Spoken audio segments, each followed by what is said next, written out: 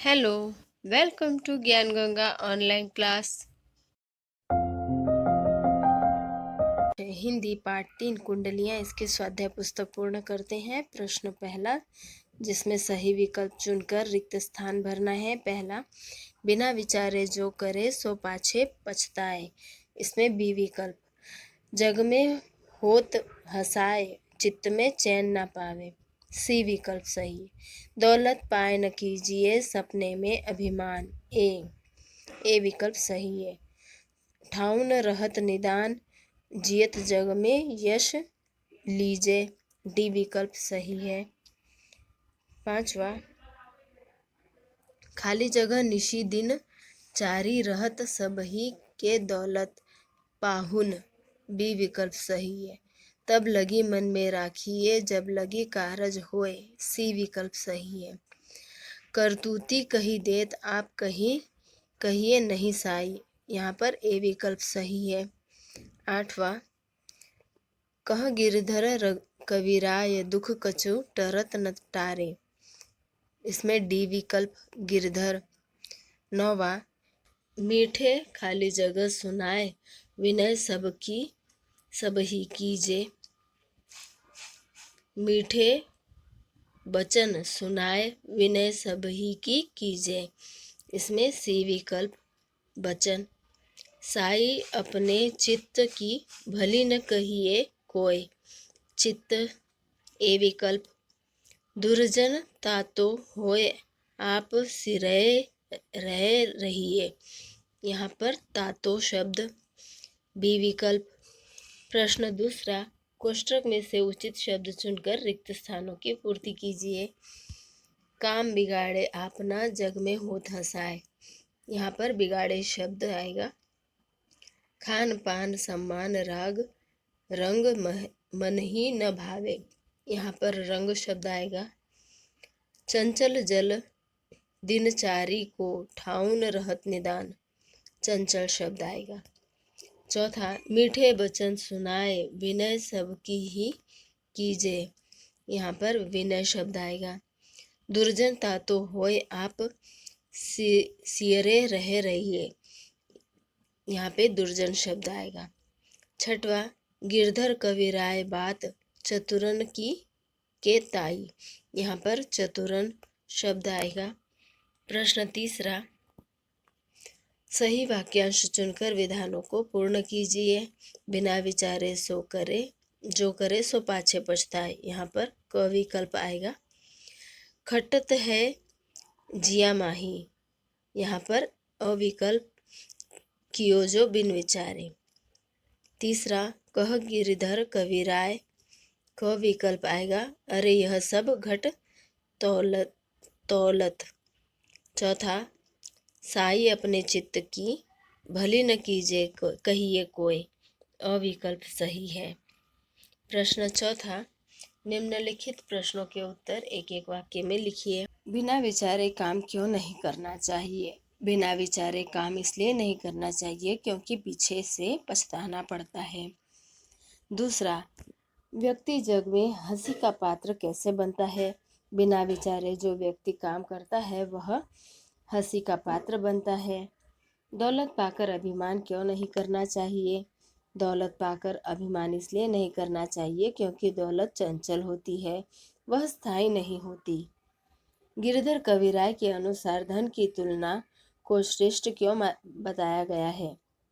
धन अस्थायी होता है और यश स्थायी होता है, इसीलिए गिरधर कविराय ने धन की तुलना में यश को श्रेष्ठ बताया है। दौलत किसके समान चंचल है? दौलत जल के समान चंचल है। प्रश्न पांचवा, निम्नलिखित प्रश्नों के उत्तर 2-3 वाक्य में लिखिए। बिना विचारे काम करने का क्या परिणाम होता है? बिना विचारे काम करने से उसका परिणाम यह होता है कि किसी कार्य में मन नहीं लगता और काम बिगड़ जाता है, साथ ही साथ जग में हंसी के पात्र बन जाते हैं। दूसरा, दौलत आने पर हमें क्या नहीं करना चाहिए? दौलत आने पर हमें सपने में भी अभिमान या घमंड नहीं करना चाहिए। जब तक संसार में जीवित रहें तब तक अच्छे कार्य और विनम्र व्यवहार रखना चाहिए।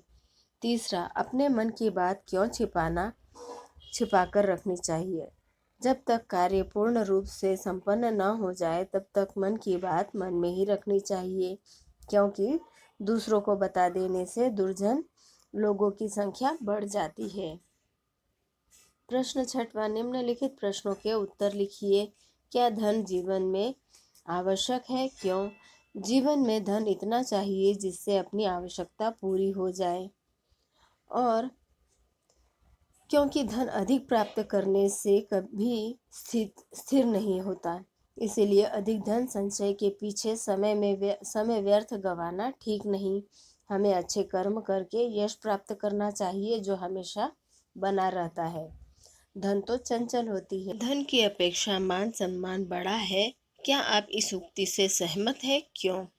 हाँ, धन की अपेक्षा मान सम्मान बड़ा है, इस उक्ति से हम सहमत हैं, क्योंकि धन तो समाप्त हो जाता है, किसी के पास अंत समय तक नहीं रहता है या साथ में नहीं जाता है, परंतु मान सम्मान हमारी कीर्ति को बढ़ाता है, जो हमारे जीवन के बाद भी बना रहता है।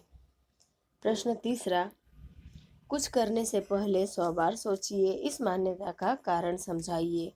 कुछ करने से पहले 100 बार सोचिए, कारण एक बार काम हो जाए तो फिर वापस नहीं लिया जा सकता। संसार में हंसी का पात्र बन सकते हैं, मन दुखी रहने लगता है, मन बेचैन हो जाता है, खाना पीना सम्मान कुछ भी अच्छा नहीं लगता, अर्थात हम दुखी हो जाते हैं। इसीलिए कुछ करने से पहले 100 बार सोचिए कहा गया है। प्रश्न 7वां, निम्नलिखित वाक्यों में से विशेषण छांटकर लिखिए। मुझे कच्चे आम पसंद है, इसमें कच्चे शब्द विशेषण है। यह साड़ी बहुत सुंदर है, सुंदर शब्द विशेषण है। वीर पुरुष की सब प्रशंसा करते हैं, प्रशंसा शब्द विशेषण है। सफ़ेद कबूतर उड़ रहा है, सफ़ेद शब्द विशेषण है। प्रश्न 8वां, निम्नलिखित शब्दों के आगे स या दूर लगाकर शब्द बनाइए और उनके अर्थ भी लिखिए। यहाँ पर मूल शब्द दिया है, उसमें उपसर्ग जोड़ना है स या दूर, और नया शब्द बनने वाला और उसका अर्थ बताना है। तो बल के आगे स लगाए तो सबल, इसका अर्थ है बलवान, ताकतवर। दूसरा है जन, इसमें दुर शब्द लगाना है तो दुर्जन शब्द तैयार हुआ और इसका अर्थ है बुरे लोग। तीसरा कुशल, इसमें स उपसर्ग लगाना है, शब्द बना सकुशल, अर्थात सलामत, ठीक ठाक। चौथा फल, इसमें स शब्द लगाना है, शब्द बना सफल, इसका अर्थ है कामयाब। पांचवा है दशा, इसमें दुर शब्द लगाकर नया शब्द बना दुर्दशा, इसका अर्थ है दुरावस्था या दुर्गति, बुरी अवस्था। छठवा गुण, इसमें दुर शब्द लगाना है, नया शब्द बना दुर्गुण, इसका अर्थ होता है अवगुण, बुरे गुण। नौवां, निम्नलिखित शब्दों के लिए काव्य में प्रयुक्त शब्द ढूंढकर लिखिए। संसार अर्थात जगत, मेहमान अतिथि पाहुन, हटाना टारे, काम कारज, पानी जल, बुरे लोग दुर्जन, जगह ठाऊ, चतुर चतुरन। प्रश्न 10वां, निम्नलिखित शब्दों के विलोम शब्द लिखिए। सम्मान अपमान, यश अपयश, विनय कठोर, दिन रात, दुर्जन सज्जन, चतुर मूर्ख, बिगड़ना सुधरना या बनाना, हंसना रोना, निशी अर्थात रजनी और उसका विरुद्धार्थी शब्द दिन, चंचल स्थिर, भूलना याद करना, चतुर और उसका विलोम शब्द हुआ मूर्ख। प्रश्न 11वां, निम्नलिखित वाक्यों में उपयुक्त विराम चिन्ह लगाइए। यहाँ पर विस्मयादि बोधक अव्यय और प्रश्नार्थक चिन्ह, आपके बाद अल्प विराम, इस तरह यह वाक्य तैयार हुआ। आप जिस तरह इसमें लिखे गए हैं अल्प विराम, पूर्ण विराम, प्रश्नार्थक चिन्ह, इकहरा अवतरण चिन्ह, दुहेरा अवतरण चिन्ह, इस तरह ये विराम चिन्ह लगाकर आप वाक्य पूर्ण कर सकते हो। इसी के साथ हमारा यह वीडियो यही समाप्त होता है। फिर मिलेंगे अगले पार्ट में, तब